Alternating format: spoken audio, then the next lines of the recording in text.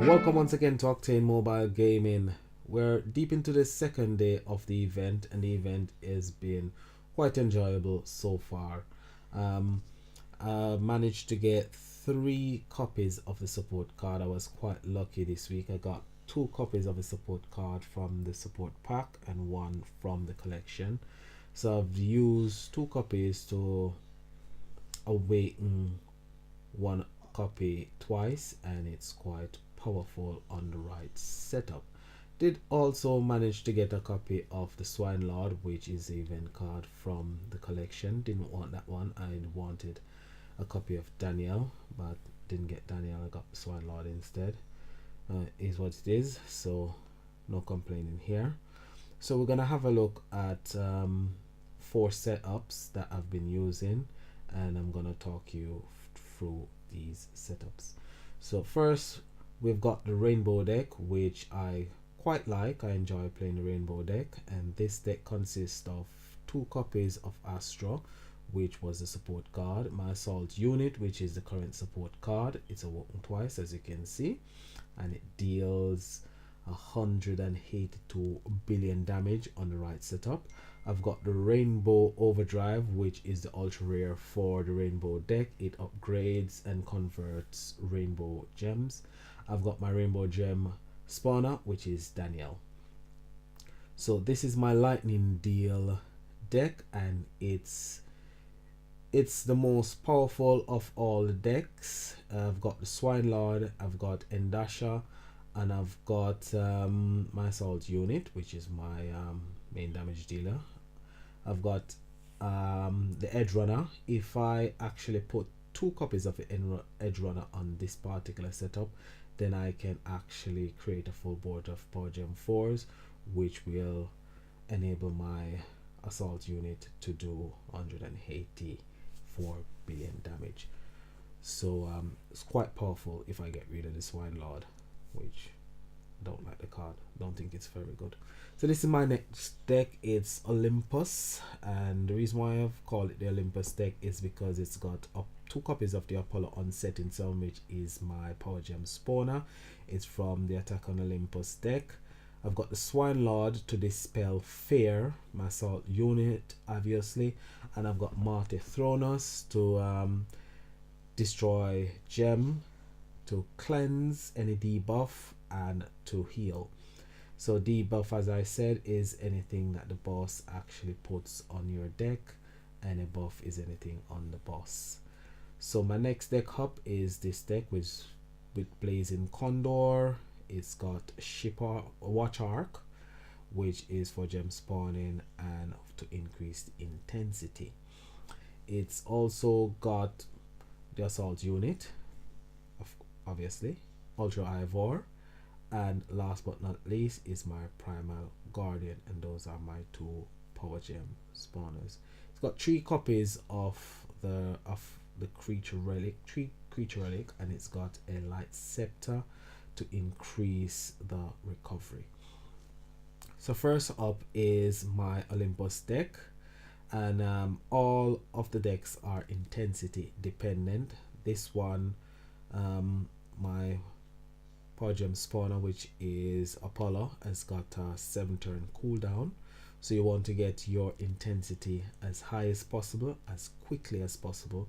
So once you've got all your battle skills powered up, try matching off affinity gems just to cut the time of the animation, because you don't want to be sitting around looking at animation.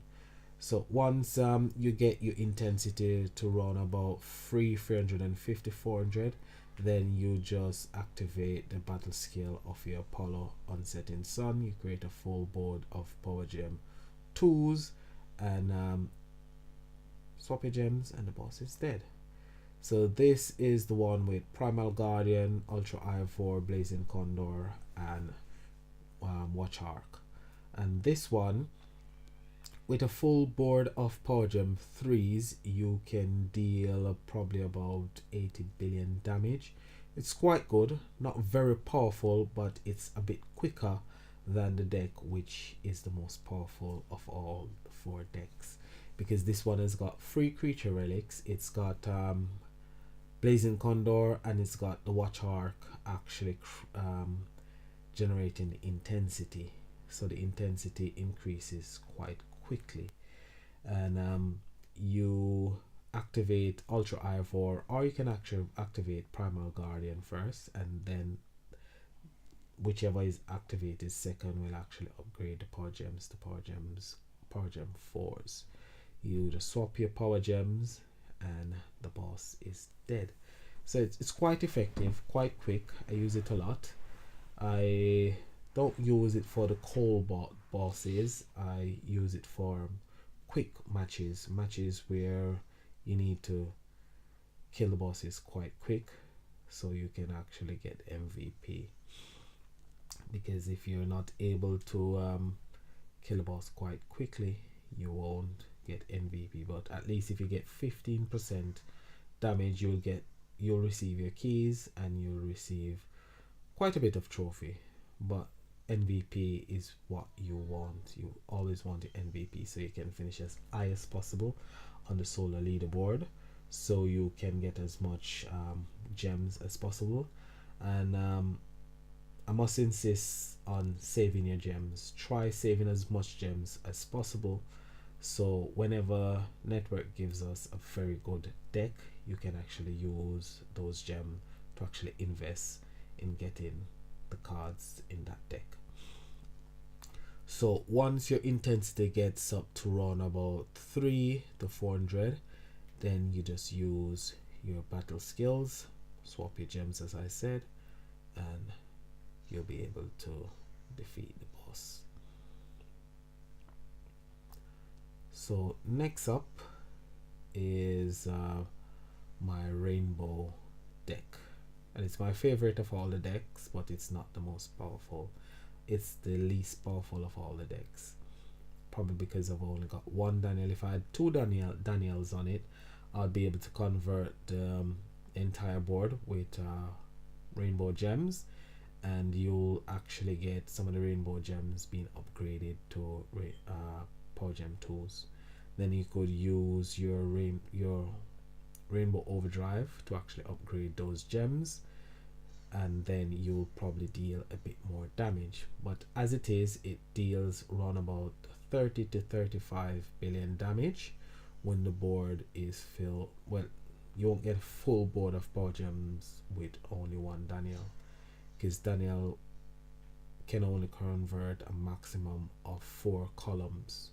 So 2 Daniel will convert 8 columns, and you've only got 7 columns on the board. So 1 column will be upgraded. So once your intensity gets up to around about 400, you'll be converting 4 columns with rainbow gems. Go ahead, activate Daniel first, then your rainbow overdrive, and then all dresser cards. Match your gems, and it will take probably a few tries before you'll be able to kill the boss. But it's not a bad deck, and if you haven't got a lot of cards and you've got Daniel, then you have to use what you have. As long as you can deal at least 15% damage, then you'll be able to finish as high as possible on the solo leaderboard. Not a bad deck, as I said, quite enjoyable. So the event, as I said, is enjoyable. The frenzy bosses are absolute garbage, but I have to play the frenzy bosses to actually get my 2 runes that I need. I actually need 3 runes, but I'm able to craft 1 rune. So if I'm lucky enough to get 2 unique rune from the frenzy collection, if I manage to get the frenzy bosses on time, because you have to sit down and wait 4 hours. There's a 4 hours cooldown in between the spawn rate of the frenzy bosses. Then the animation on the frenzy bosses take a long time. It's slow and it's just horrible to play. So I don't like the frenzy bosses, but it is what it is. Won't complain anymore. But that's all I've got for you today. So leave a comment below like, subscribe, share the video.